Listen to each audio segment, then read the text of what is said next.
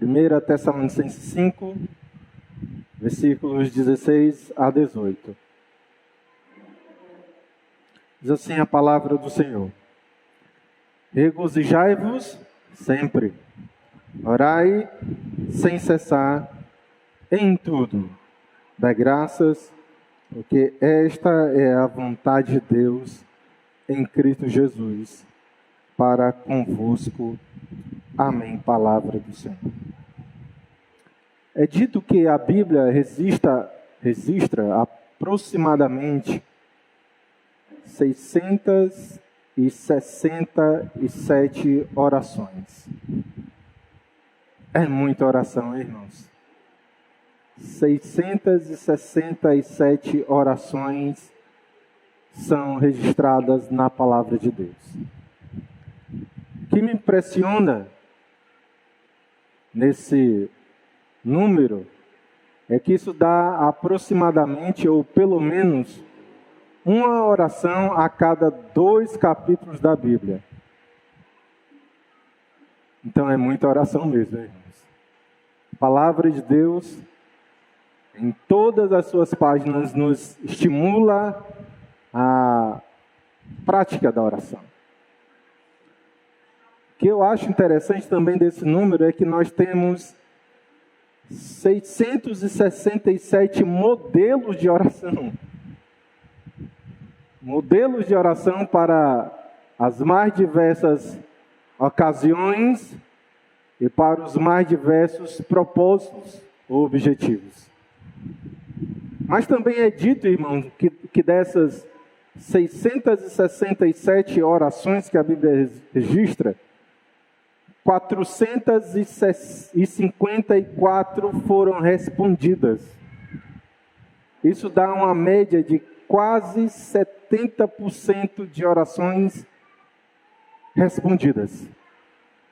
Isso, irmãos, nos estimula a buscar a Deus em oração, sabendo de que Deus responde, está interessado em ouvir a nossa voz e com uma frequência enorme responde às nossas orações. É óbvio que nem sempre Deus responde da forma que queremos. Às vezes Deus responde com não. Às vezes Deus responde com seu sonoro silêncio. Mas de fato, irmãos, Deus, Ele está interessado em nossas vidas, escuta a nossa voz, responde às nossas orações. Algo impressionante sobre a oração é que Paulo foi uma das pessoas que mais se dedicaram a essa prática. Se a gente tomar como base só o primeiro livro aos Tessalonicenses, a primeira epístola de Paulo aos Tessalonicenses, nós iremos encontrar a oração de Paulo no capítulo 1, capítulo 2 e capítulo 3. E todas orações de ação de graças pela vida ou por aquilo que Deus estava fazendo no meio dos irmãos de Tessalônica. A oração é uma prática importante para nós e que nós devemos cultivá-la sempre. Óbvio que um exercício bastante importante que nós sempre devemos fazer quando nós olhamos e analisamos um texto da palavra de Deus é entender, analisar a morfologia desse texto. E aqui eu queria destacar 2 questões bem rápidas, todas relacionadas a esse verbo aí, orai.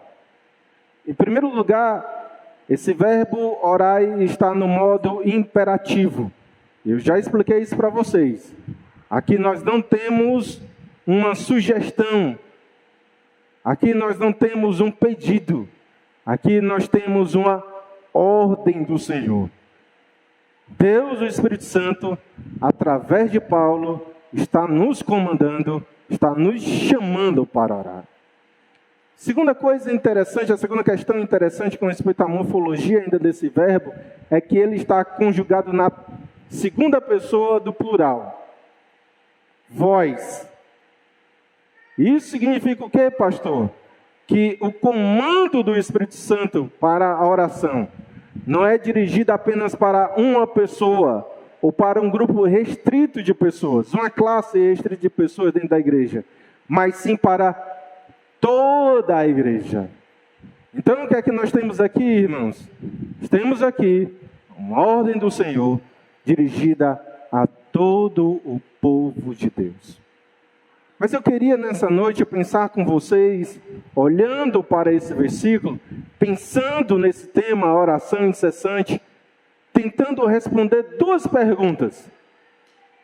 Duas perguntas simples que servirão como bússola para a mensagem que Deus tem para as nossas vidas nessa noite.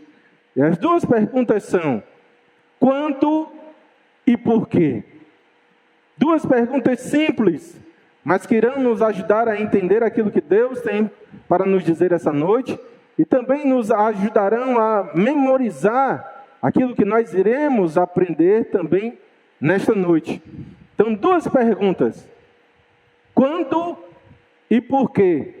E eu espero, amados irmãos, que no nome de Jesus, como Ele sempre tem feito, que Ele fale profundamente ao meu e ao seu coração nesta noite, e que todos nós venhamos sair daqui imensamente, grandemente edificados e alimentados pelo Senhor. Amém? A oração incessante, dando sequência à nossa mensagem, as três ordens permanentes para a igreja, é o tema da nossa mensagem de hoje. Leamos novamente, queridos, o versículo de número 17 de 1 Tessalonicenses 5. Diz assim: orai sem cessar. Orai sem cessar. Então a primeira pergunta que nós devemos fazer é: quando? Quando nós devemos orar? Quando o povo de Deus, ou em que momentos nós devemos nos dedicar à prática da oração? E esse versículo responde de uma maneira bem explícita essa questão. Eu quero que você destaque aí no versículo de número 17, essa expressão: sem cessar. Essa é a resposta do quando. Pois bem, há exemplo do que acontece no versículo de número 16. A ordem das palavras está diferente quando nós olhamos para o manuscrito grego em relação à nossa tradução em português. A tradução literal do versículo 17 de 1 Tessalonicenses 5, tomando como base a forma que Paulo escreveu, a tradução literal desse versículo seria mais ou menos assim: sem cessar, orai.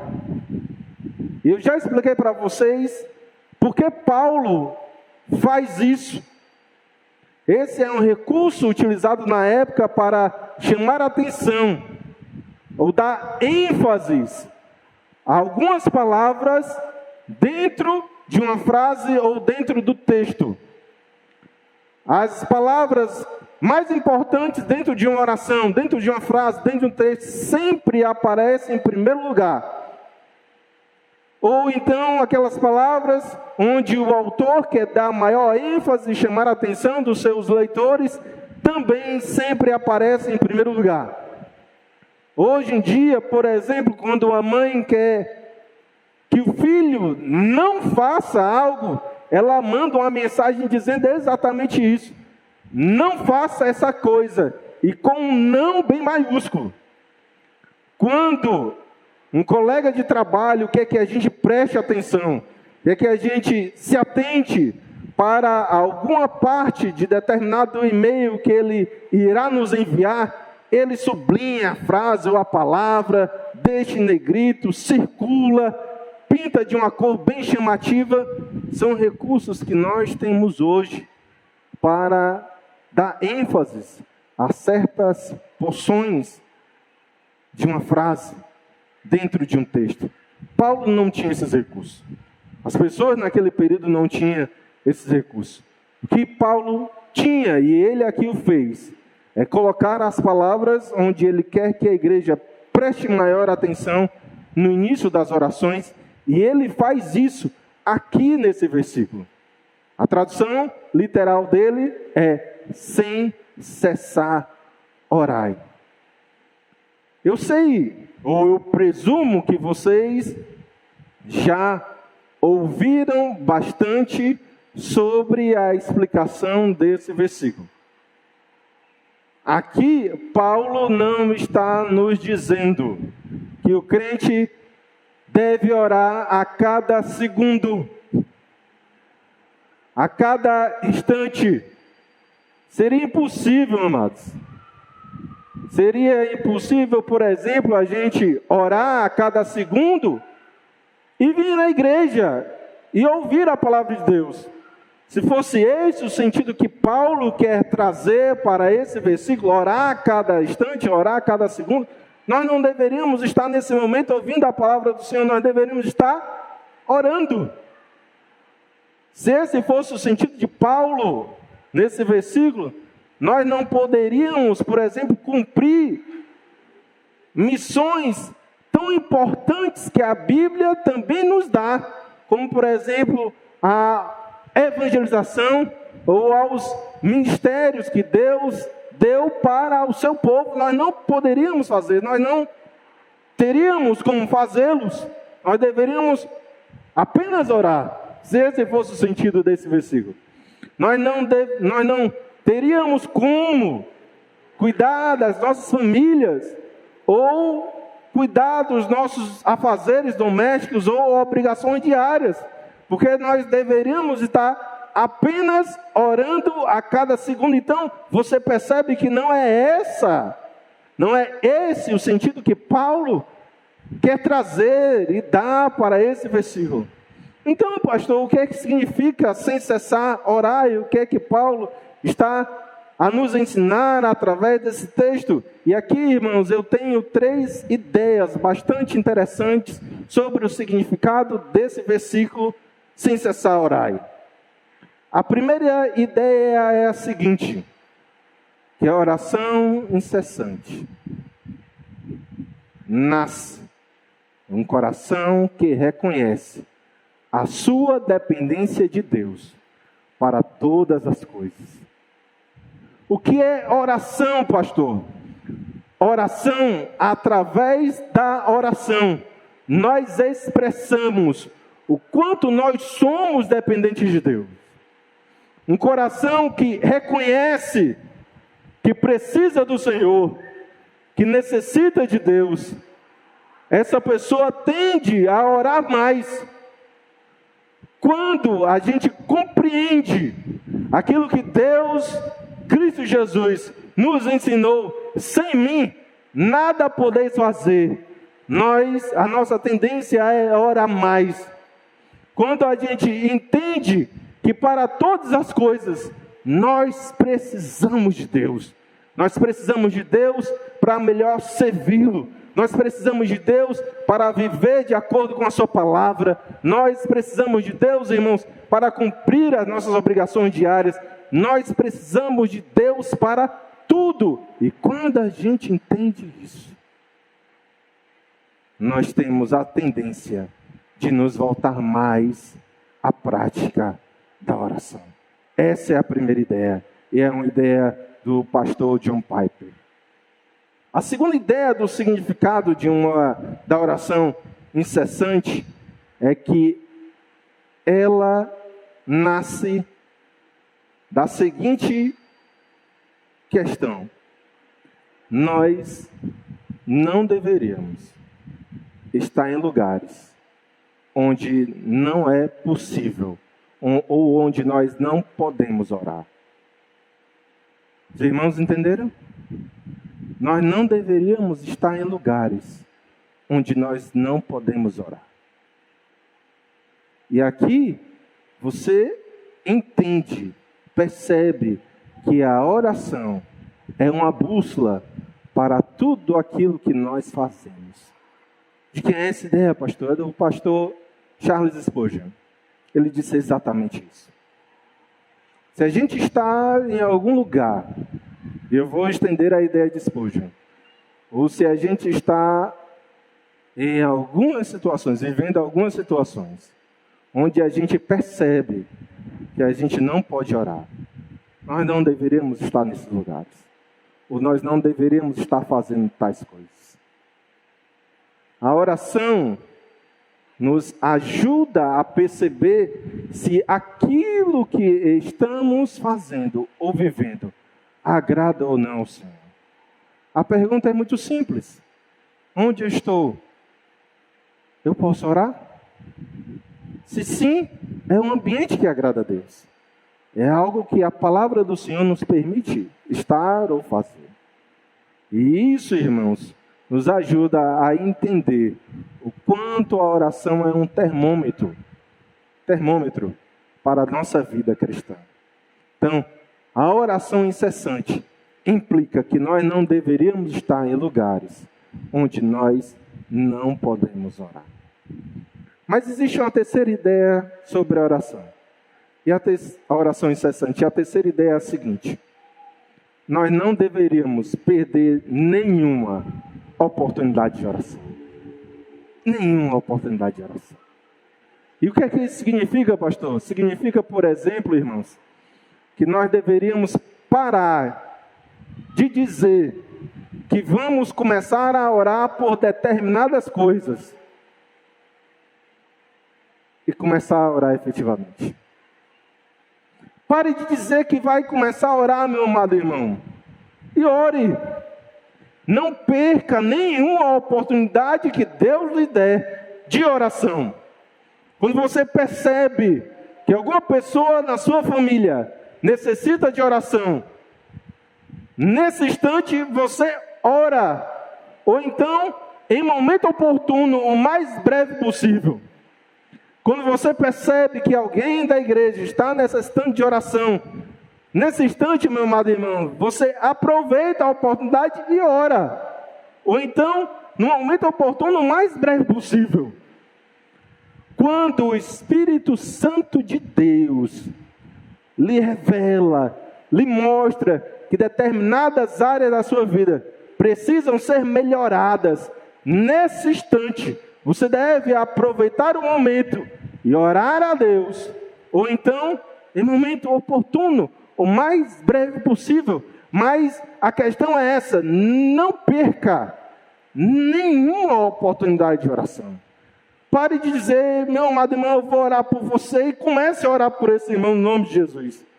Pare de dizer, pastor, não, semana que vem, ou então amanhã, ou nesta noite, eu vou zelar mais em minha vida a prática da oração. Não, irmão, ore agora, ore já no nome de Jesus, mas não perca nenhuma oportunidade de oração. Amém, amados? Essas são as questões que respondem à nossa primeira pergunta. Quando? O quando é sem cessar.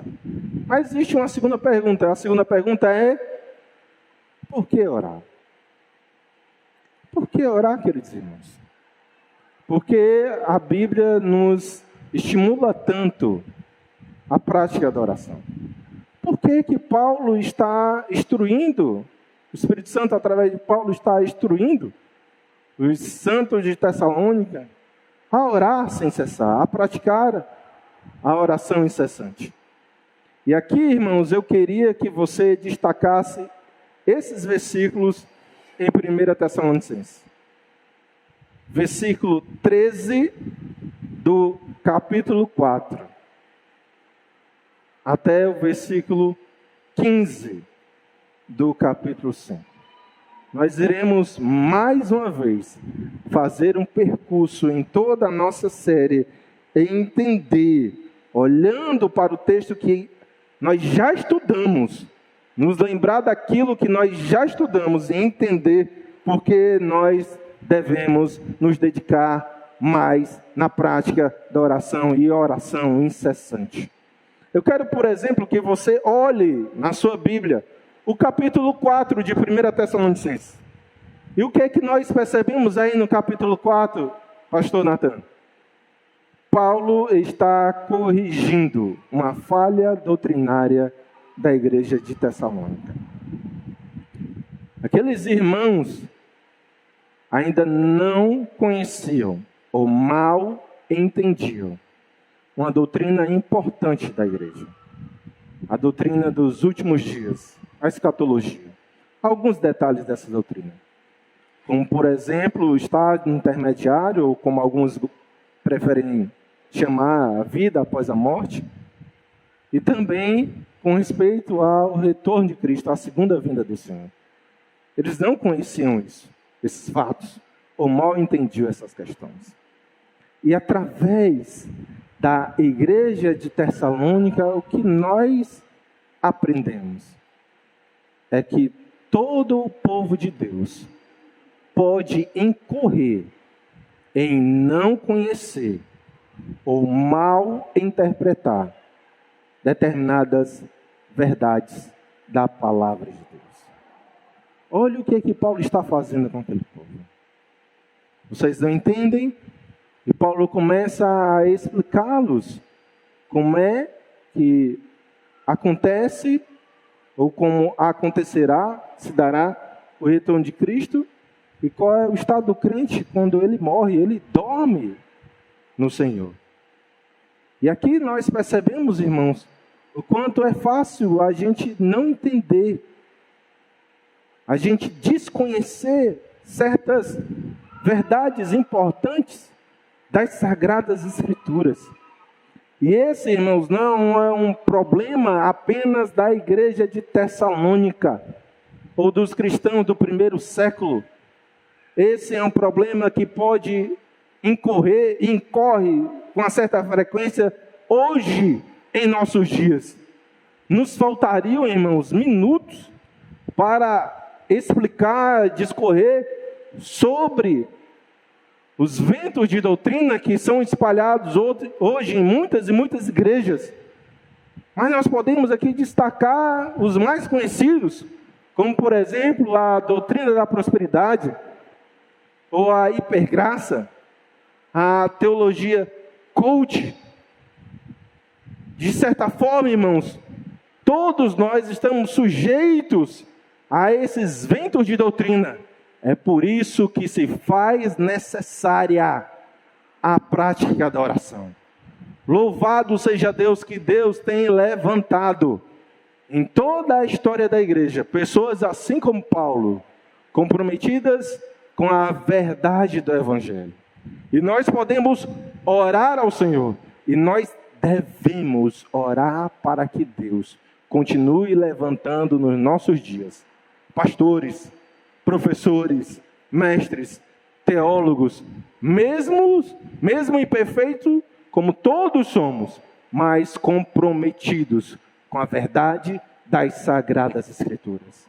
Nós precisamos, irmãos, orar para que Deus nos livre desses lobos vorazes que querem introjetar na igreja um outro evangelho, uma outra palavra, um outro Jesus. Que Deus, o Senhor da igreja, esteja livrando o seu povo desse povo ímpio.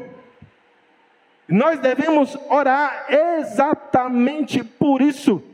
E principalmente, irmãos, nós devemos orar para que o Espírito Santo nos torne não apenas ouvintes, mas praticantes da palavra de Deus.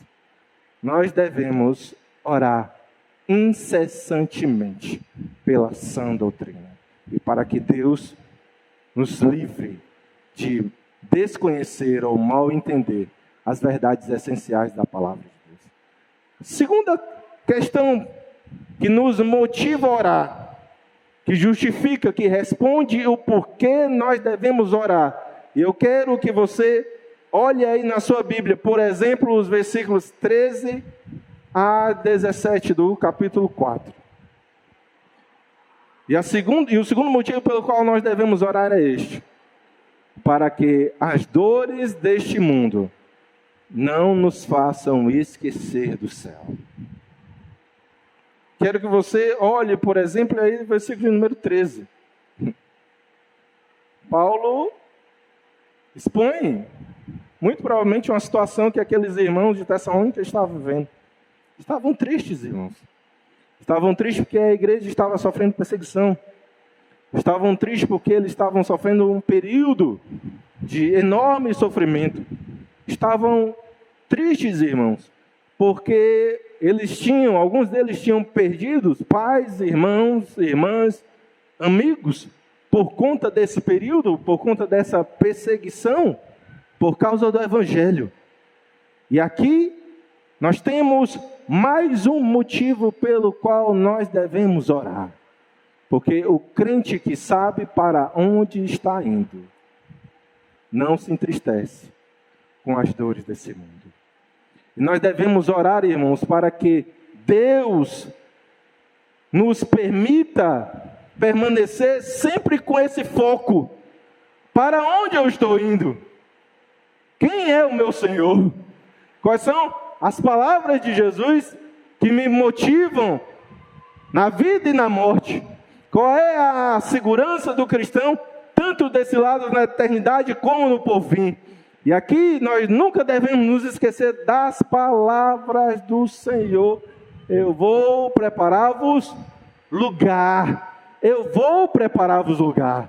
Independentemente das coisas que nós sofremos nesse mundo, nós temos um lugar nos esperando do outro lado da eternidade. E é olhando para o céu que nós temos força, que nós temos maior desprendimento para viver aqui nessa terra, de acordo com a vontade do Senhor, e não presos às dores desse mundo. E nós devemos orar exatamente por isso, para que Deus não permita que as nossas dores, que as nossas aflições, nos façam esquecer para onde nós estamos indo. Nós não somos desse mundo. A nossa pátria não é essa. Aqui nós somos forasteiros e estrangeiros. Nós estamos aqui de passagem. Nós estamos caminhando para o céu. E a oração nos ajuda a lembrar exatamente isso. O terceiro motivo, irmãos, pelo qual nós devemos orar, e eu quero agora que você olhe os versículos 1 a 7 do capítulo 5 de 1 Tessalonicenses. O terceiro motivo pelo qual nós devemos orar é para nos manter sempre vigilantes. Vocês lembram que nós aprendemos ao estudar os versículos 1 a 7 de 1 Tessalonicenses 5? Paulo aqui fala sobre uma verdade. E a verdade é essa. O dia do Senhor, ninguém conhece. Ninguém sabe quando Jesus voltar. E dentro desse contexto, haverá alguns que não estarão atentos a essa realidade. Estarão dizendo paz e segurança. Você vê aí no texto?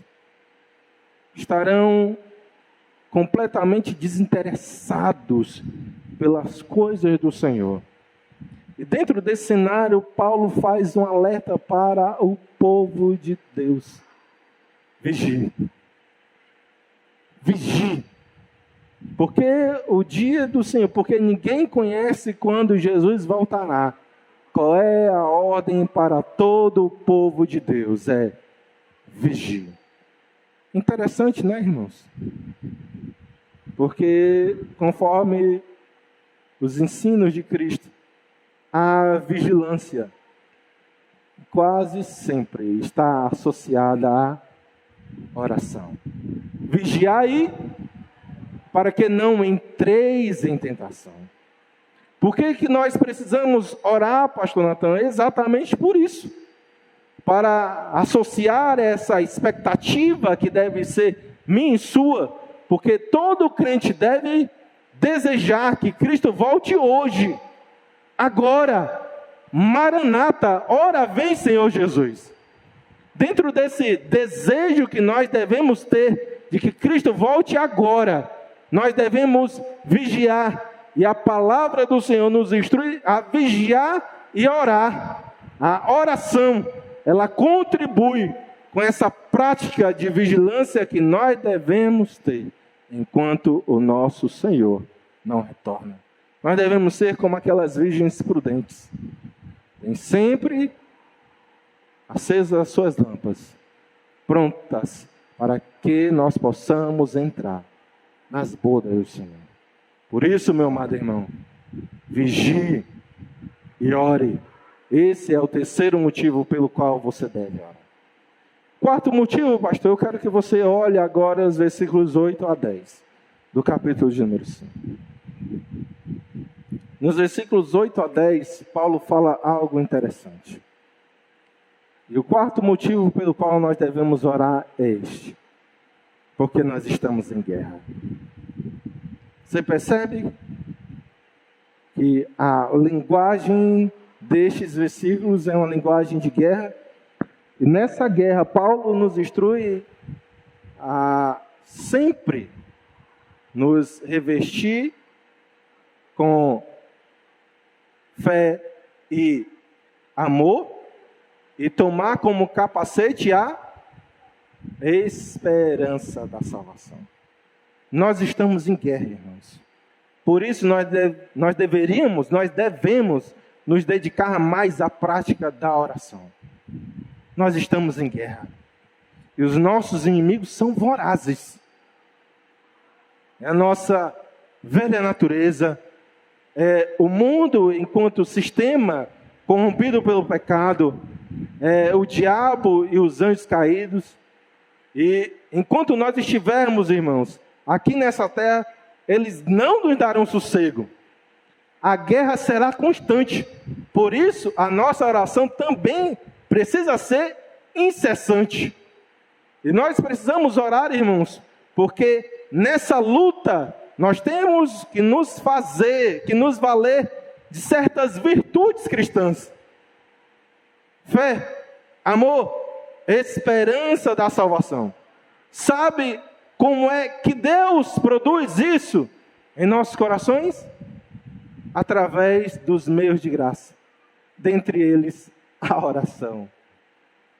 Quando a gente ora mais, Deus transmite mais às nossas vidas essas três virtudes: fé, amor e esperança da salvação. Deus transmite graça às nossas vidas. Deus traz crescimento espiritual às nossas vidas. Deus dá cada vez mais maturidade para o seu povo. É por isso, irmãos, é porque nós estamos em guerra e é porque nós devemos estar adequadamente preparados para essa guerra, com a graça de Deus, com virtudes cristãs, que nós precisamos orar mais. Mas existe uma quinta, irmãos, e para a gente ficar apenas com a sequência da nossa série, um quinto e último motivo pelo qual nós devemos orar. Eu quero que você olhe nesse instante os versículos 11 a 15 do capítulo 5 de 1 Tessalonicenses. Pastor, por que nós devemos orar? E o quinto motivo, queridos irmãos, é para servir melhor a Deus e servir melhor ao seu povo. O contexto dos versículos 11 a 15 é o nosso serviço a Deus. E nós servimos a Deus servindo ao seu povo.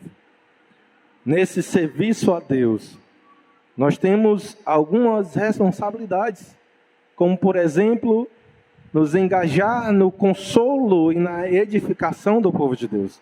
Você percebe isso nesses versículos? Consolo e edificação do povo de Deus.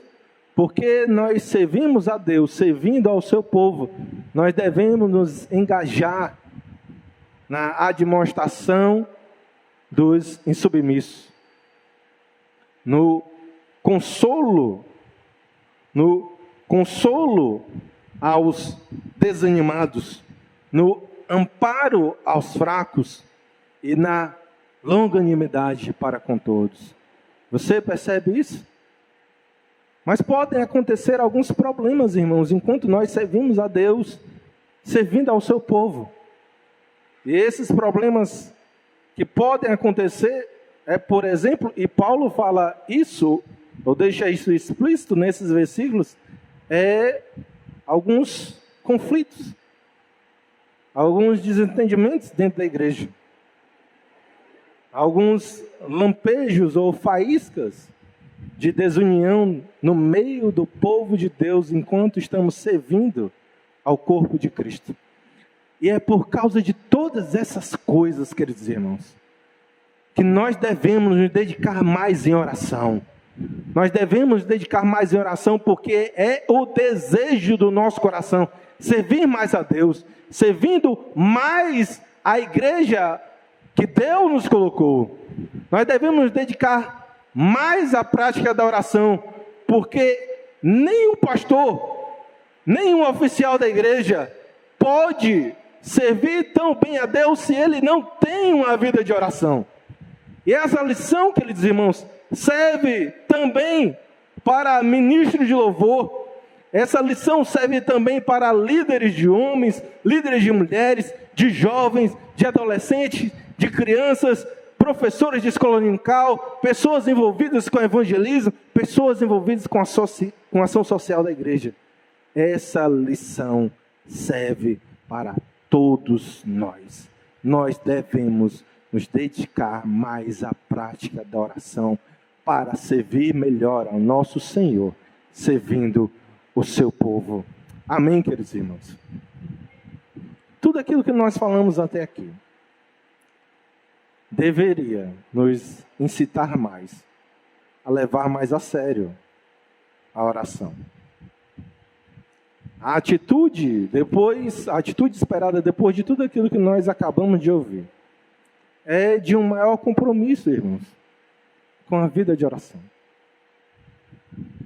Eu quero caminhar para a conclusão dessa mensagem, refletindo com vocês sobre a seguinte verdade: nenhum cristão deveria ter dúvida, nenhum de nós deveríamos ter dúvidas, que a oração é uma prática essencial na vida cristã.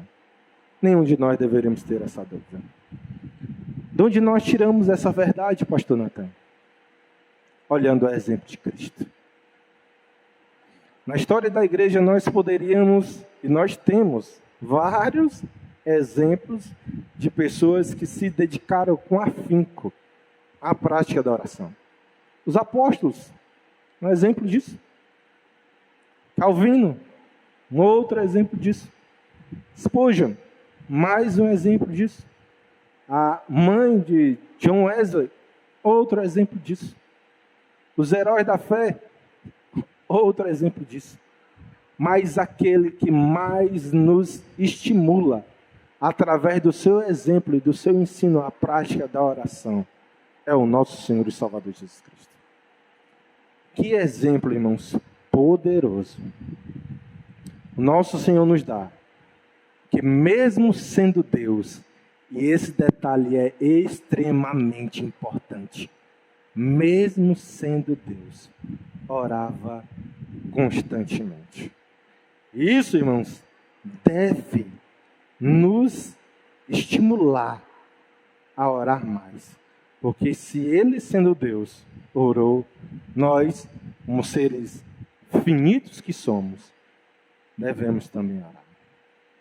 O nosso Senhor, antes de ser tentado, também orou.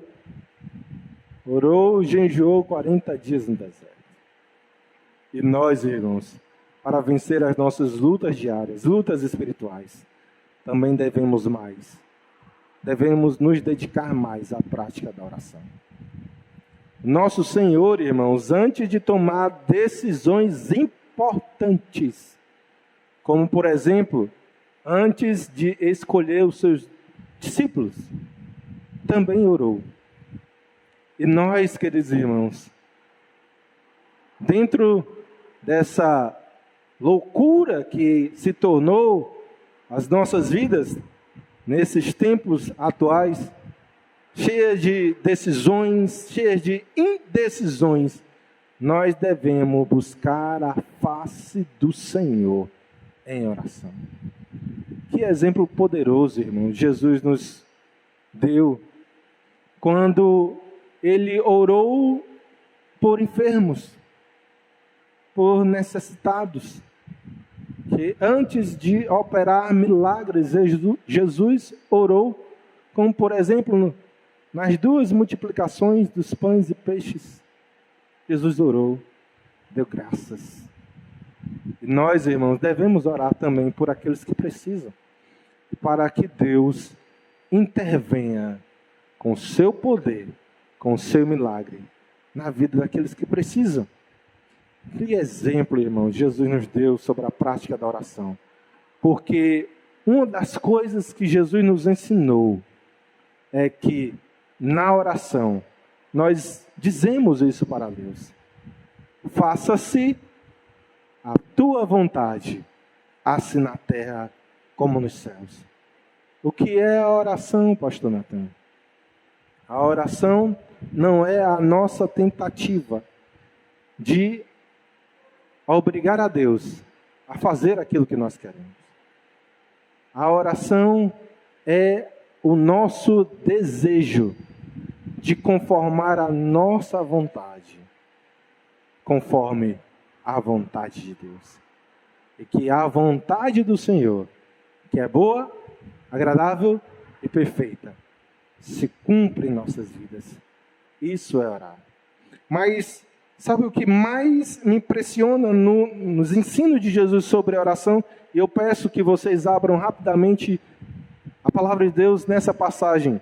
Evangelho de João, capítulo 14, versículo de número 14 também. Jesus nos fala de um grande privilégio que nós temos com respeito à oração.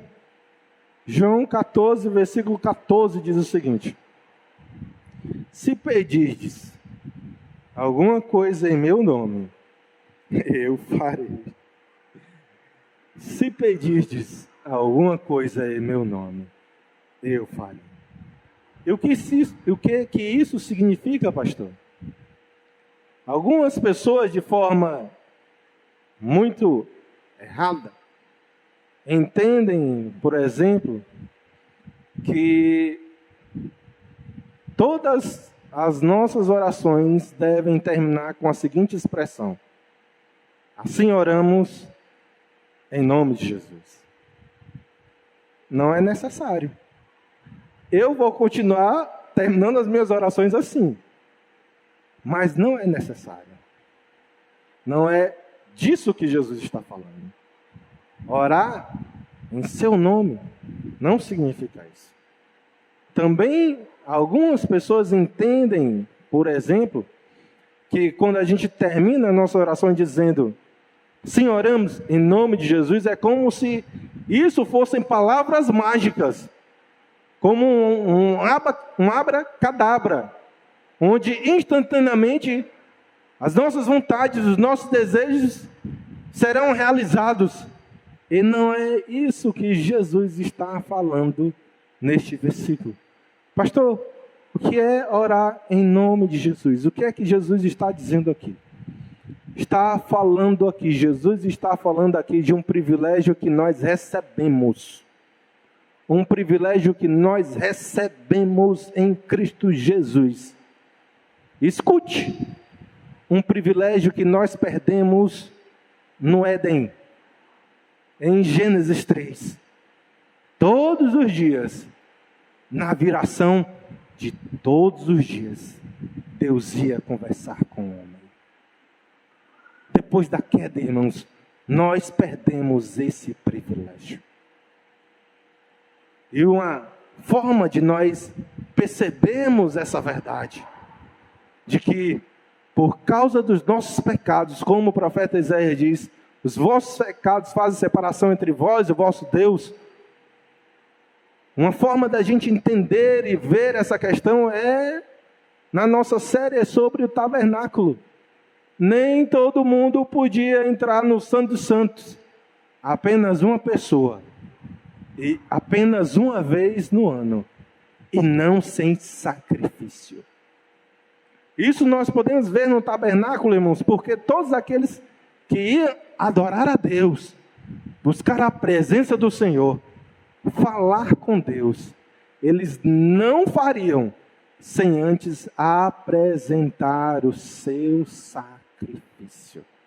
É disso que Jesus está falando aqui em João 14:14. O que é, pastor, orar em nome de Jesus? É falar assim para Deus: Senhor, responde a minha oração por tudo aquilo que Jesus já realizou em minha vida. Porque, por causa do sacrifício de Cristo, aquilo que Gênesis 3 nós fizemos, Cristo desfez na cruz do Calvário. E nós podemos novamente ter acesso à presença de Deus em oração. Senhor, ouve a minha oração e responde a minha oração. Não porque eu estou subindo o monte.